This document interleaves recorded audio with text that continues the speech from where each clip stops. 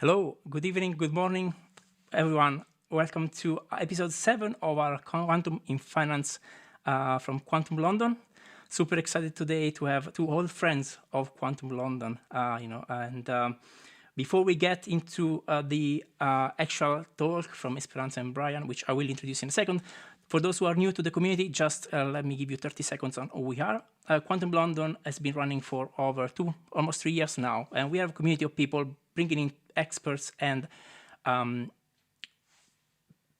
people who are curious about quantum technology, especially around the subject of what are the business implications of this quantum computing, this exciting new technology, which is promising to disrupt so many industries. So we do this by bringing in experts explaining us what is the roadmap is going to be, what is going to happen, but also we do it with more informal chats, like the Samtish we run once a month, where we get together as a community and we share some questions. Our reference, so if you're here, you will know Meetup and LinkedIn, our main channels where we use to interact with people.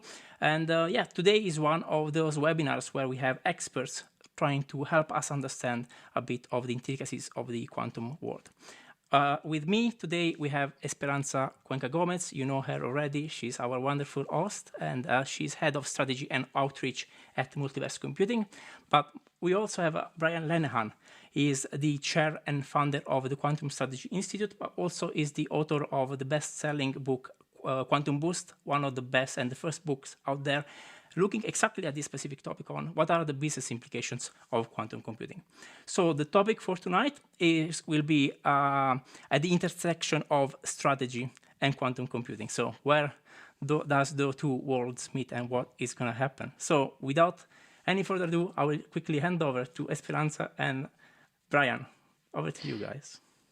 Thank you so much, Em, for this introduction. And thank you so much, Brian, for joining us in this discussion. And as an introduction, also, I will add to Em's great introduction that some time ago, when I was starting in the quantum realm, I was thinking a lot about strategy and quantum computing and quantum technologies. And I was thrilled to discover Brian, who was exploring, in a sense, pretty much the same questions that I was thinking about. So having him today is something that I could hardly imagine when I started my quantum journey. And speaking of strategy and speaking of quantum technologies, the first question I would like to address here today is why it's important to define a business strategy for quantum technologies, and how does this relate to the financial industry? So, Esperanza, first of all, I'm going to step back one little bit and say I want to thank Quantum London. When I started out in the quantum curious environment, Quantum London was one of the first groups that were out there and talking about quantum, not just from a technical perspective, but also from a business perspective. And so I really appreciated that and love spending time with the Quantum London group. Secondly, we didn't do your full title, Esperanza. Esperanza is also the head of change management for the Quantum Strategy Institute. So we are very fortunate to have her as part of the QSI team. Thank you so much, Brian. Thank you so much. You're welcome. So maybe I'll get to answering your question. Why is strategy so important? Well, today here in 2022, it's a very dynamic environment for quantum. And you think about a technology that is so complex. It's based in quantum physics. We talk about characteristics like superposition and entanglement and coherence. And when you start down a path of talking about those sorts of things with business leaders, it's very difficult to move your requests forward. It's very difficult to say, please understand all of these technical elements and then make a decision on your investment. And so where strategy really comes in is to say, I'm going to tell you, maybe even in an elevator speech, within 30 seconds, why you should think about quantum as part of your overall roadmap, your overall strategy. And, simply by saying you take your most complex problems and do them much faster while we keep our conventional systems working on all those other problems that are important to us. And so, just by that sort of simple phrase, you can get a business leader to say, okay, so tell me a little bit more, and get that next meeting where you then start to talk about how you can think about quantum as part of your own roadmap. And at a stage where it is today, you think about the financial services industry, where I worked for many years. They're very concerned about risk mitigation, about standards, about regulations, about compliance, none of which relate to quantum in 2022. We don't have quantum standards. We don't have clear regulations. We don't have a very effective compliance methodology. We are creating a net new technology. It's been around, in different phases for years. But if you're a financial services industry executive and you're saying, so where are the standards? Can I read them? No, you can't today. Lots of great work is going on, particularly in the number of consortiums and government organizations, but we're not there yet today. So from a financial services perspective, it is critical to start thinking about quantum in a very 360 perspective, which includes strategy. Yeah, absolutely. And you totally hit the nail on so many levels. And one very important level is, a strategy is pretty much about thinking about how we are going to do things. And one of the first things we need for that is, as you rightly pointed out, having money to do it, right? And getting people on board to that mission and to be able to speak quantum for business leaders. And that is crucial. The discussion there is not going to be technical. It's going to be a business discussion. When I started interviewing people for Quantum Boost, particularly C-suite leaders, we didn't start with that part of the conversation because quantum may have not been the technology they needed. Same kind of conversations I did when I had talking about artificial intelligence. It was, what's your business problem? What are you trying to solve? And what's interesting today in 2022 is that we're actually moving from simply a producer researcher environment to the consumer end where we're talking about use cases and applications. And I know we're going to talk a little bit more about specific financial use cases and applications, but broadly across the industry, we're actually seeing where consumers are saying, okay, now I'm interested. I see a lot of investment. I see a lot of media coverage. So what is it used for? Yeah, absolutely. That's the key. What it is used for.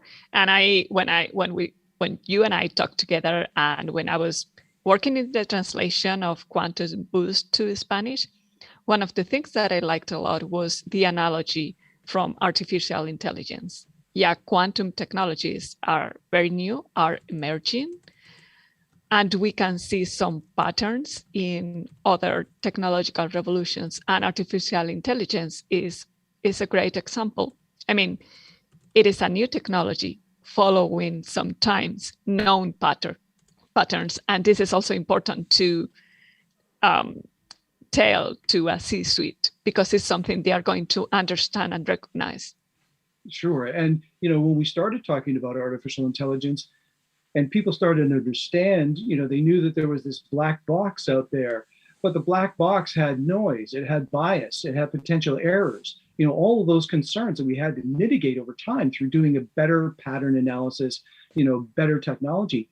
But to be honest, it was still built on the conventional classical platform. And so that made it easier to have that conversation. Quantum is very different. Yeah, absolutely. And related to these, related to patterns and also related to steps, which strategic steps do you see in the financial industry to adopt quantum technologies?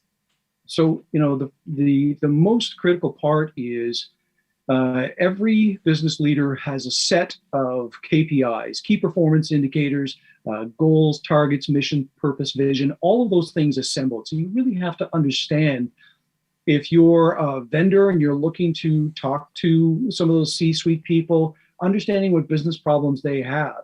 And it may not simply be faster.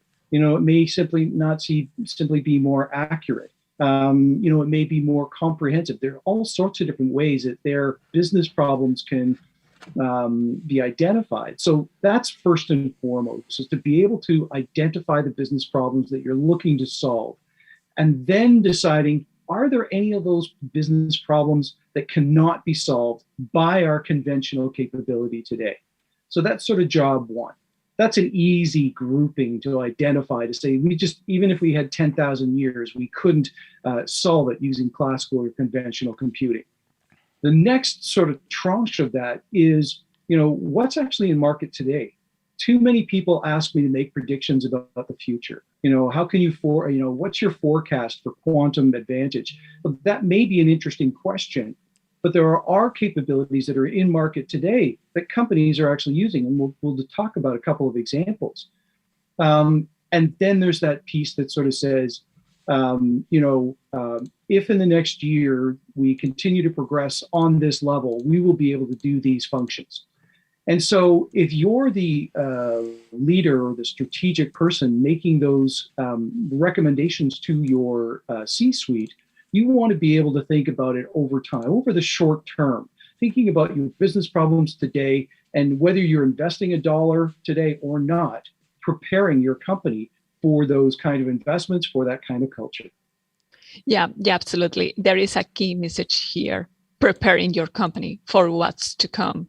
And I remember a senior executive from a major automotive manufacturer saying they have entered the quantum realm, and he said, we were left behind in the artificial intelligence revolution, and we are not going to be left behind in the quantum technology revolution. And what is very interesting about your insights, Brian, is that this is a different way to speak quantum, in a sense. We see lots of brilliant technical discussions and research and so on and so forth. And the thing that before I met you, I felt it was missing is, all right, but at some point you will need to go to a C-suite and get them on board. And unless you do that, any technology is not going to move forward into industry. And their questions are not going to be technical most of the time. They are going to start asking about market share, return of investments. These kind of questions is the language that they speak. And regarding the steps that you presented, that's the language of the C-suite. That is what they understand. And anyone interested in quantum or who wants to move quantum forward needs to be prepared to answer those questions. Well, and it's rare to have that kind of person who can actually bridge between that business conversation and the technical conversation. When I go into a meeting with a number of different executives, usually there's the CEO and the CTO or CIO and various other people. I have to be able to be in a position where I can speak the language from the CEO's perspective, but also dive a little deeper for those people who are in the CTO position. Yeah. And so, it's critical, whether you're a quantum strategist or whatever title you want to use. Yeah. It's critical to be able to speak the language, but also be a bit of a storyteller, where you can give examples to these individuals to say, look, I understand, here's what Bank A is doing today, and here's the results that they're getting. Now, is it worth exploring? Yeah. And it's a very different conversation. Yeah, absolutely. And I'm going to use this moment to address a question by Thomas Clark. Thomas is also exploring the intersection of strategy and quantum technologies, and that is fascinating. And Thomas is asking a question here about how do we convince those who can fund quantum initiative to fund us, given the high risk and uncertainties related to quantum technologies, and in part you have already answered part of these questions, but maybe there's something you would like to add. Yeah, I think so. And hi to Thomas. Thomas is a very active LinkedIn follower, so I love, his activity there. Yeah. But I would put it in patience and passion. This is not a one-time conversation. What you need to be doing in terms of inside your organization is intriguing your leadership team in the possibility, not giving a full-blown explanation that takes 2 hours and talks about the physics of quantum. You'll get to that eventually, but the key thing is really identifying where that business opportunity is, and maybe it's in a pilot, maybe it's in a small scale of an important problem to fix. And so, giving that sort of context, but having the patience to say, I'm building on this so that my leadership team, the people who are making those business decisions, are actually starting to think about my idea. But all too often, I've seen people who are technicians who are enamored with their solutions, who are thrilled by the breakthroughs. But that still doesn't answer the question, what's in it for me? What's in it for the organization? And then in terms of the passion side, you really need to be in a position where you're saying, I know this is going to take time, and I know I've got to be persevere. But I think this is the right thing to do from inside the organization, whether it's bottom up or, finding a champion inside the organization that will actually speak on your behalf because you've done a good job explaining it to them. Yeah, absolutely. Absolutely. There is a lot of resilience in here in the quantum discussions. And there is also, I think, maybe to be able to spark curiosity. And the key to spark that curiosity, as you have been explaining, is answering to the question, what's in this technology for me as an organization and what my competitors are doing. And I think that anyone who can, as you were saying before, even in an elevator pitch in 30 seconds to answer those questions in a convincing way for the C-suite so they are curious about it, then you are on the path to have broader conversations in more details, because yes, you rightly pointed out, at some point they might require a detailed technical explanation, bringing it into the conversation to the very technical people as well. So everyone gets the detail to start a quantum journey, wherever way they want to start. Yeah, and for people in our audience today, just listen back on this recording to what I just said a few minutes ago, and reinforce it, because it's going to be the difference between success and frustration.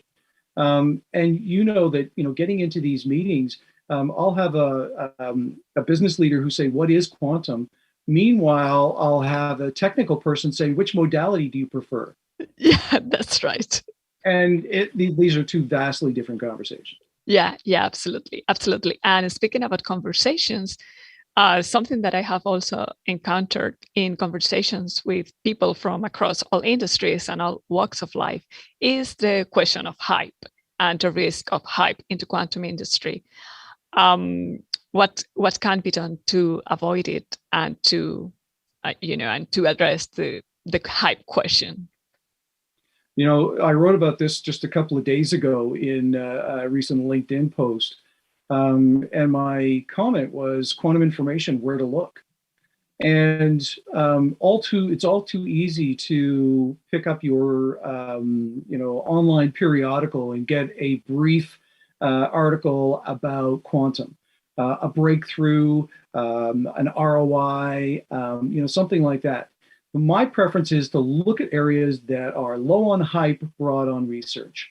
And I gave some examples, whether it was the Quantum Computing Report or the Quantum Insider or even the Quantum Strategy Institute, if we can be a little bit biased, to look for those kind of sources that are objective, that are not simply, are not spending a lot of time on predictions. Because predictions are free. I mean, and quite often, that's about what they're worth, because, what's more important than prediction is production. If you know that people are actually doing something in a practical way in that space, and it's an opportunity to delve into. One of the biggest things that I do is create relationships and network, where somebody says, we're starting to think about this, maybe in the insurance industry. Oh, by the way, somebody over here has been doing that exploration. Maybe you want to connect with them.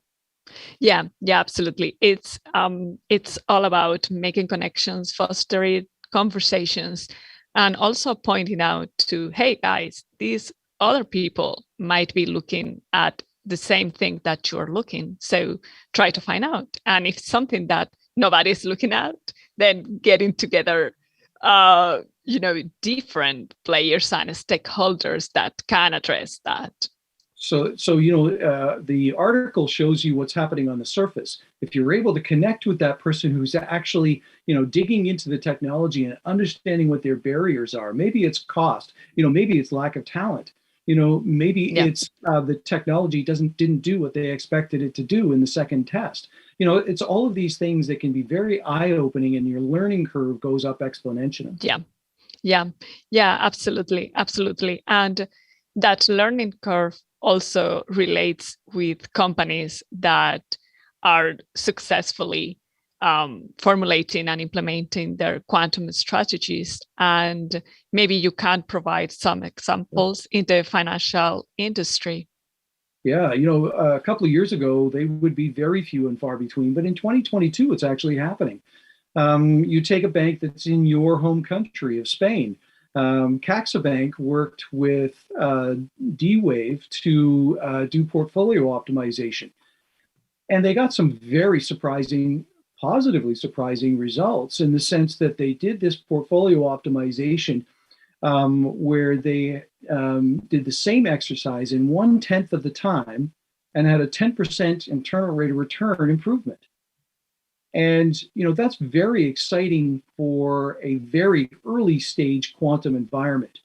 So what typically happens is you do this sort of comparison capabilities where you're using conventional computing and doing the same exercise with a quantum computer of various different types. Janssen did a fantastic analysis earlier this year, comparing 4 different types: 2 quantum, 2 classical. Great insights in terms of the amount of energy level used, the number of sample size they used, and how long it took.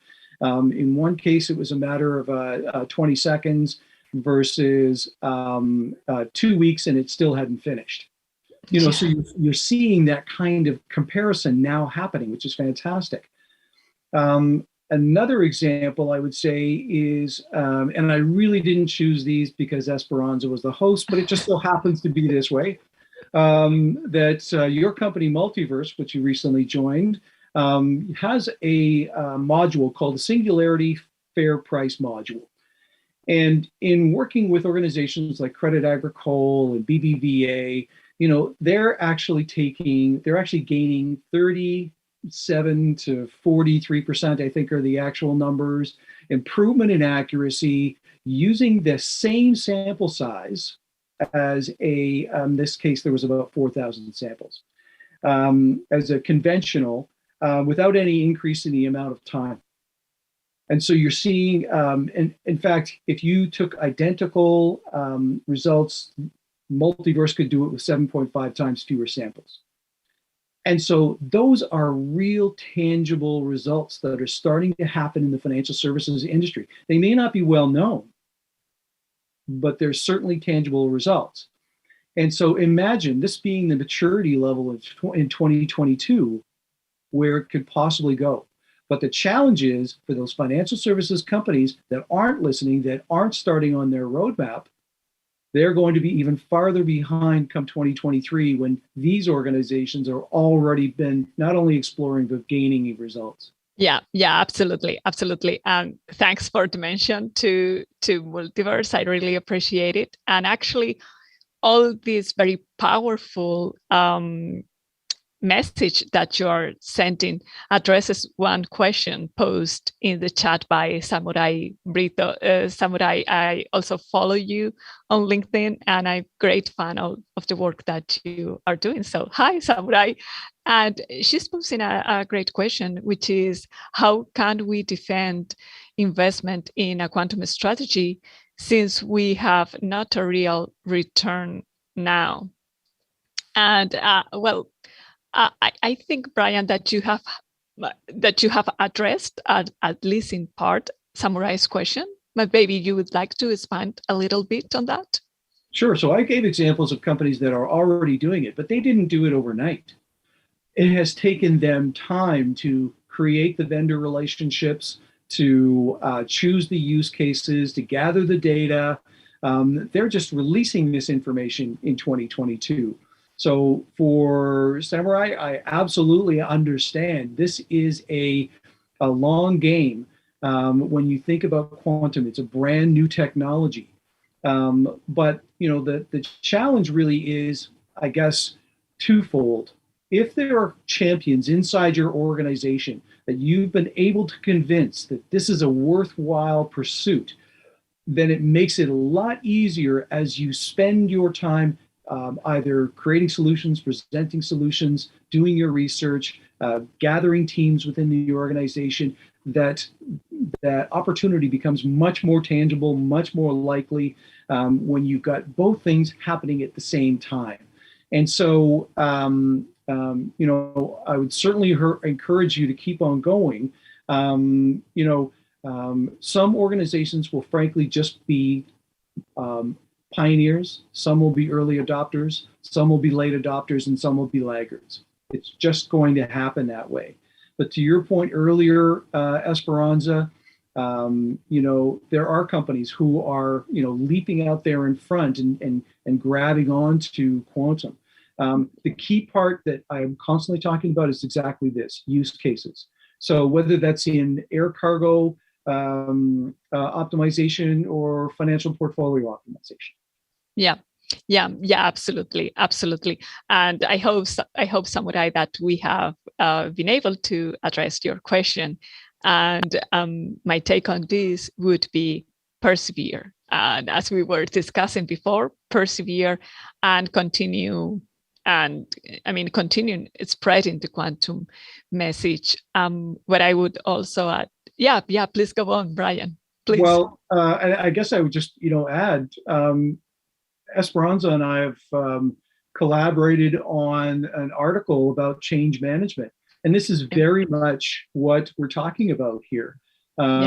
We've also done a number of articles about the evolution of quantum and the adoption and successful implementation tactics. I would really encourage people to go to quantumstrategyinstitute.com and take a look at some of the content. Yeah, please. I add on that. Yeah, please do, because hopefully this content will help some of you to have these conversations inside your organization, and keeping in mind that this is a long-term game. And also, we are talking a little bit about the Quantum Strategy Institute. And Brian, you are an inspiration to me. You are one of the individuals that I look up to. So, and during our internal discussions, I have gained very helpful insights for me to go through my quantum journey.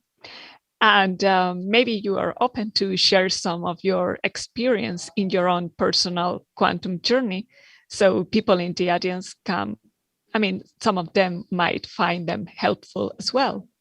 Sure. I mentioned that I had been in the artificial intelligence world. Well, before that, I spent 25 years in banking in a top 10 North American banking institution. And one of the major benefits for me during that duration was the fact that I got to work in, I think it was 14 different areas over that period of time. And there was so much diversity in terms of, working in human resource areas and operations areas and strategic areas and project areas and technology areas, that it was wonderful for me to gain insights from various different areas. And that has stood very well for me, because now I can speak to people throughout an organization in their own language. So that was very, very helpful. So, getting that sort of diversity of experience, it doesn't happen overnight, but it certainly can help you when you are having those conversations with different people within the organization, whether vendor or consumer. And then I guess I would say that when I left the bank, I sort of thought about where would I really like to spend time. And, I immediately thought about, trending areas that have an IT component and a business component. And at that time, artificial intelligence was starting to blossom, starting to become practical and a reality. So I thought, where can I get the best kind of education? And that was at MIT. So I went through the MIT program, and frankly, the phone started ringing right after that. People started to say, can you tell me a little bit what artificial intelligence is? And, what does it mean to me? What can we use it for in terms of our company and so on? Well, now it's prolific. And quantum is at the stage where AI was 5 years ago. But the difference being that quantum's runway will be more exponential than even AI's was. So then when I started to connect with people about artificial intelligence roadmaps, a few people started to ask me, well, do you know anything about quantum? And, complete transparency, I knew nothing about quantum 3 years ago. I forced myself to watch YouTube videos, as many as I possibly could, about understanding what quantum physics and quantum mechanics really were. And why it had relevance to the business world. And that bridge was very difficult to find because all of the exercise, all the activities were around the new breakthroughs, the technologies, the different modalities. And so I started attending conferences around the world that were talking about this. And 99% of the time was devoted to that producer, researcher, activity. And only 1%, very little was focused on the consumer side. And so for me, that suggested that there was a great white space. There was an opportunity to actually fill the space in quantum where we talk about how businesses think about, how do I buy it? Why should I buy it? Well, what sort of talent do I need internally on my team? All of those sort of basic questions. And that's where it led me to write Quantum Boost and found the Quantum Strategy Institute. Yeah, and I can totally relate to your story because it's my story as well, a very parallel story. When I started studying quantum, I was working for a very big bank. And yeah, I was seeing all of these technical breakthroughs. I was reading the papers. And meanwhile, I had this question all the time in my head, which was, yeah, this is very nice. And I'm here in the corporate world. And in a sense, there is a gap between what these guys are thinking and then how the corporate world works. So if you want to make this technology a reality and you want to bring it into industry and particularly corporates, you need to speak a different language. And that is also why I also have a background as a strategist. And I was thinking in strategy terms. So yeah, in many ways, I think we follow parallel journeys, so to speak, and that is great. I have here in chat more questions. I apologize in advance if I cannot address them all, but I see some a question here from Anush. And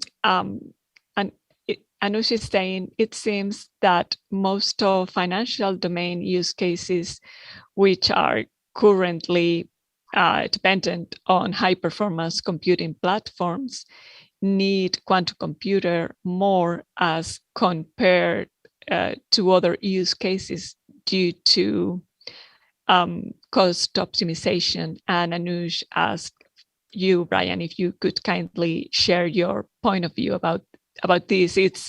I get that this question is, in a sense, related to the intersection between high performance computing and quantum computing. And I'm also thrilled that we have a high performance computing expert at the Quantum Strategy Institute. And I learned just to listen to him a lot. Well, yeah, I couldn't wait to get at this question. So there are two components. One is the top use cases in the financial services world, and the other one is the hybrid nature of the best form of computing. And so if you think about financial services, really there are 5 top use cases that organizations should be thinking about for their data. So optimization, we've already talked about. Risk analysis is another one. Fraud detection and money laundering prevention. Asset pricing, market simulation, for lack of a better term, and then capital allocation. So let me talk about a couple of those. If we think about fraud detection, this was one of the major areas that I was involved with towards the end of my career with a bank. So I led a team of about 150 people around the world in fraud detection. And sometimes our fraud detection was an individual human being looking at a videotape. So we're talking about, real sort of analog type analysis. But quite often this was as a reaction to fraud that had already happened. Where we needed to be was in fraud prevention, where we could actually identify fraud either as it was happening or likely to happen based on a series of events and a pattern. But the question for each one of those situations is how much data, how much reality can you emulate by conventional computing capability? So we certainly started going down the path of machine learning and artificial intelligence and how we can use conventional computers to do that. But there are all sorts of opportunities on a large scale perspective where we could use quantum computers for fraud detection and certainly in money laundering on a global scale. When you think about asset pricing and market simulation, how can you get enough factors that are as part of your equation to really emulate reality? And that is a big challenge with conventional computing. It would take millions of years to come up with a solution or an accurate representation of reality. Whereas quantum is based on reality. Quantum is based on physics. It's based on all of those sort of parameters. So the likelihood that you're going to be able to emulate or simulate reality, as in an asset pricing domain where you're bringing in geopolitical issues, you're bringing in commercial issues, you're talking about the underlying securities themselves, and so many more things. How do you emulate that? So we can do a better job of emulating that through a quantum computing situation. Now, let me talk a little bit about high performance computing. So we've had high performance computing around for a long time, whether you're talking about a supercomputer or something in between that and a more traditional computing capability. Where we need to be is a place where we have a selection set that operates in real time, where we have the ability to allow the computing system to determine if it's going to go on high performance computing or quantum computing environment, and either run in parallel or run those situations and then have the data moving seamlessly between those two kind of environments, typically in the cloud, maybe in a server environment. And so it's going to be very important that we optimize the use of those high performance computers for a long time going forward, but have that sort of seamless integration, not saying it exists today, but have that seamless sort of integration. Yeah, absolutely. Integration is the key. So companies can get the best of both worlds. And that is absolutely the key. I have more questions here in the chat, and it's great that this is getting more and more interactive. Evan is asking about how did you move from classic computing to quantum computing?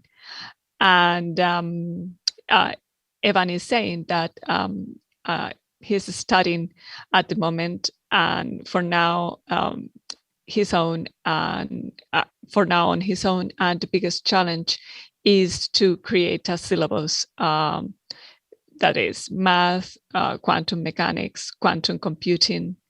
And as you mentioned, this learning path, this creating our own syllabus is something that we all, in a sense, have been there. So I think, Brian, it would be great if you could share your learning path.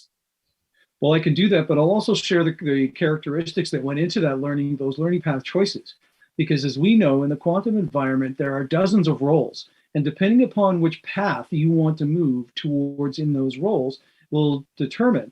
So, for example, my path was very much I didn't want to be a quantum engineer or a data scientist or any sort of technical position. What I wanted to do was have enough knowledge about the quantum computing environment that I could operate at that sort of strategic level on a regular basis and know that I can continue being aware of what was going on in the environment. So for me, and I'll talk a little bit about the other paths in a second, but for me, the key was start small, start really simple. And so, and I also wanted to make sure I could do it for free because I had no idea where this was going in terms of my own path. So, for example, I started off with YouTube videos. I went to TU Delft, had a Quantum 101 program that was free. It was excellent, great explanations. I followed that up by going to CERN. Now, CERN was an incredible experience. But if you know where CERN is located, I love. Please go on because that is an example of commitment to learning. So please go on. So if you know where CERN is located in basically Central European time, and I happen to be located in Canada at Eastern time, there's a 5-hour, depending upon daylight savings time, 5-hour difference. And all of their programs started each Friday at 9:30 in the morning, Central European time, 4:30 Eastern time. And so for a good 6 weeks, I woke up at 4:30 a.m. And listened to a fantastic professor. And what he did was he covered the gamut. He talked about math, logistics, gates, different paradigms and modalities. He covered so many different aspects that you quickly got to see which area was most interesting to you. And so for the question around the syllabus and where you should go, the benefit is in 2022, there are so many different programs available, whether it's the free programs I've been talking about or getting a master's degree in quantum engineering. There are so many different organizations who are actually offering those. If you look back in some of my LinkedIn posts, you'll find the single most popular post that I've done in the last 3 months was around education. 23,000 people viewed that post because it had a list of all of the dominant or predominant educational opportunities that people could take advantage of. I did a follow-up post and it got another 10,000 views where we added on. So I would encourage them to, if they prefer, just take a look at that LinkedIn post through my LinkedIn profile, and you'll get a ready-made list of educational opportunities. Yeah, and I'm sure Evan is going to find it very helpful. And what I would add to here is that, I also took the program at QTech, and it's absolutely great. And I can recommend it highly enough. And so the first course is, it's basic in a sense, but it gives you a broad understanding of the technology, so you can decide where you can go deeper, or what makes you curious to learn more. And my message here for the audience is learn and learn. Continuous learning, continuous thinking, and also write about what you're learning, and write in any format, whether it's a scientific paper if you are in the research area, or something you want to post on social media, or even, why not, writing a book. Brian wrote a book and he's working on his second one. Please tell us a little bit about your upcoming book. Sure. So the book is called Quantum Excellence. And really what it does is tries to focus on the use cases and applications that are existing around the world that leading companies are actually deploying. So, not just simply staying in the lab and talking about what could be or what might be, but looking at those companies that are actually deploying quantum technologies around the world. And what I really hope to be able to do here is for people who are reading the book can say, that applies to my industry, or it's something that we may be able to use either today or in the future. We better start doing some investigation. Because if you think about it, for example, in the air industry, so whether that is at Boeing, where you're trying to design a better aircraft and doing it in a virtual space with almost real simulation, or you're a DHL, where you're actually trying to optimize the cargo space within your planes based on the fuselage shape and size, based on the amount of weight that you're getting, based on the destinations and all those things, and optimizing those kinds of things. So, these companies are already doing this work with quantum. And so what I really want to do is make sure that people know about it. And they know about it in a kind of a cohesive kind of format. So we're optimistic that we'll be able to publish that by July of this year. Wow, that is great. Looking very much forward to it. And I love the approach that it's a practical one. And also, as an aviation geek, thank you so much for the reference to the aviation industry. You know that I will be reading those pages with special interests. Yeah. There is another question from the audience. Somebody from the audience, Shirkanth, I'm sorry if I didn't pronounce right your name, is asking about your opinions, Brian, on how quantum computing will affect blockchain and fintech. So I will be very transparent. Fintech I can talk about. Blockchain I don't have any experience in, so I'm going to leave that to the experts. Good sense to do that.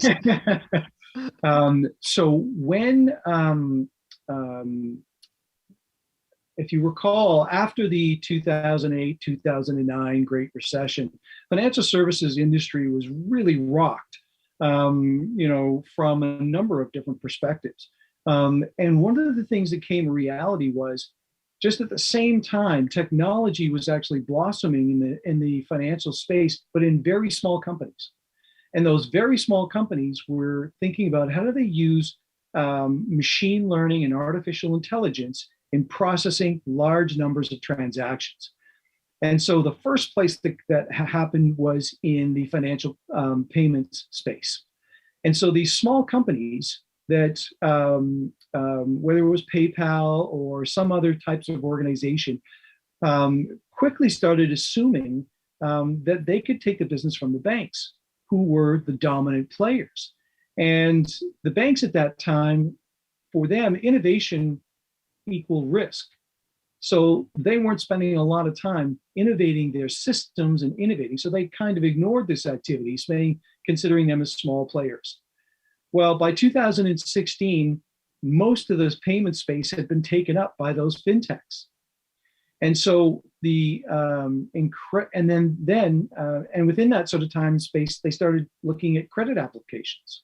And so how they could offer credit services, whether it was adjudication of credit or delivering of those credit lines of credit, et cetera. And so they did a fantastic job getting to the point where they would start to take over that fintech payments credit space. Well, so the challenge here is the undiscovered country. We know that there are lots of applications that exist today. I mentioned 5 of them just in the financial services industry alone. But what about the undiscovered country? What about those things that have yet to be discovered, those applications that we never knew about, the Facebooks and Instagrams that we never would have thought about 20 years prior? So what about those things that quantum will enable? Will the financial services industry be the innovators, the pioneers in those things? Or will they be fast followers looking for others to create those things and then absorb those companies and do mergers and acquisitions and so on? So it's going to be very, very interesting, even next 5 years. My recommendation, of course, to the financial services players is be aware. Understand what's going on within the quantum space. Watch those applications that are making leaps ahead. It's the old Boy Scout thing: be prepared, because so much will change so quickly. Yeah, absolutely. There is something that pretty much in the lines that you're mentioning, Brian, that I like to say is that maybe from this side of the event horizon, maybe we are not able to see the killer applications. When the first connection between two computers, the very beginning of the internet actually was made, it was, I would say, very hard, for not saying impossible, to imagine what the internet is now, because from that side of the event horizon, it was impossible to see what's behind. However, as the technology is being developed, and the internet could be a good example, that it took a lot of years to get to where we are now. Take, for example, what we are doing now, broadcasting and talking with people from all over the world. That was almost impossible to imagine when the first connection between two computers was made. Well, in Quantum Strategy Institute's a perfect example. We're a completely virtual organization. One day we all may meet. Yeah. Guarantee. Right? Yeah, that's right.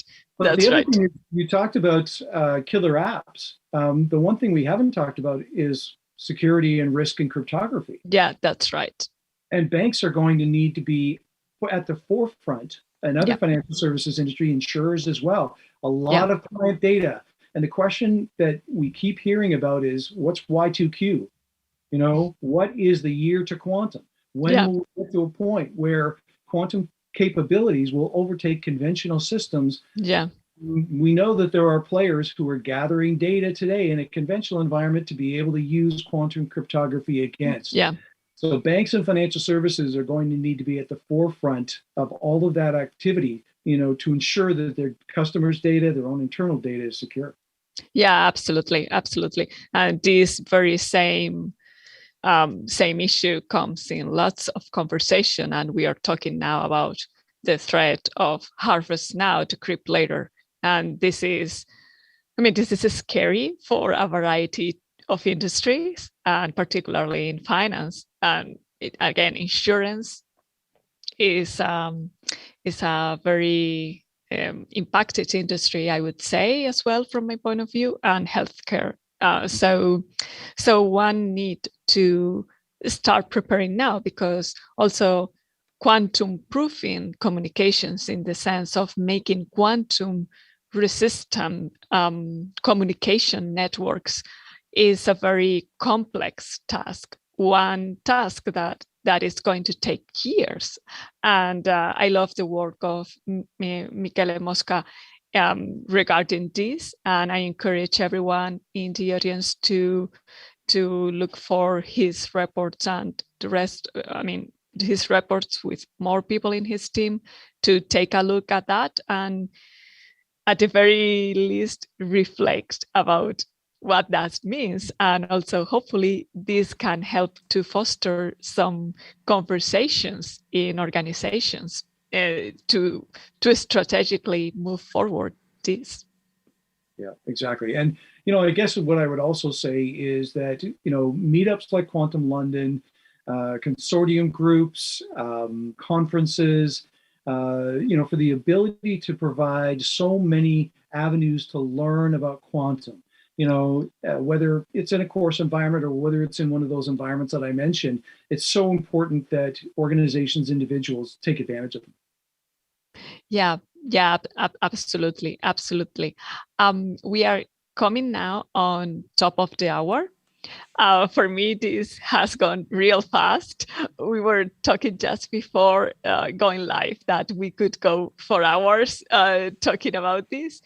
Thank you so much in the audience for joining us. I apologize again if there has been any question that I have not been able to cover.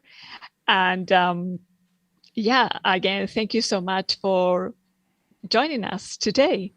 So thank you, Brian. It's been a fascinating discussion. You're quite welcome.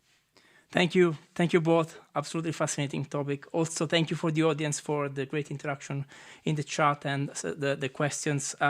Yeah, my one takeaway for today is keep learning through Brian's books or through the LinkedIn posts of both of you, but also a nice segue for the audience to keep engaged with Quantum London and our future events. Talking of which, we have our Quantum Stamptish coming up at the end of April. That's a more informal conversation. But also we have a session with Esperanza and Najwa Sidki about knowledge transfer. So how do you go about learning and connecting with other people? And we are in this pre-competitive environment with a lot of communities. How do you go about finding out more? So keep an eye on the meetup for that. And yes, I think it just left me to once again say thank you to the speakers and the audience. And we are looking forward to reconnect with all of you in the next one. Thank you, Brian. Thanks, Esperanza. Thank you all.